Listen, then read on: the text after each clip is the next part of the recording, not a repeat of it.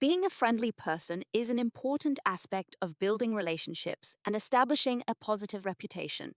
To become a friendly person, one must first strive to be approachable and open minded.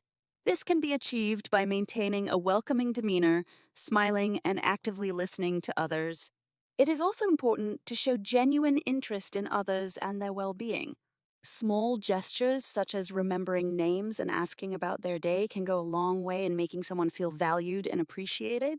Additionally, being respectful, empathetic, and understanding towards others is crucial in creating a friendly environment.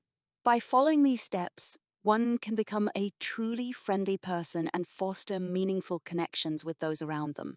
Being a friendly person is not only beneficial for building strong relationships and creating a positive environment, but it also reflects one's character and personality.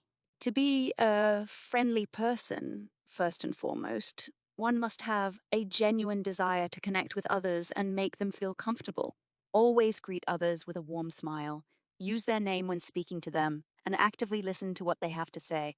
Additionally, engage in small acts of kindness, such as holding the door for someone or offering to help when needed. Lastly, be open minded, respectful, and understanding towards others, as these traits build the foundation of being a truly friendly person.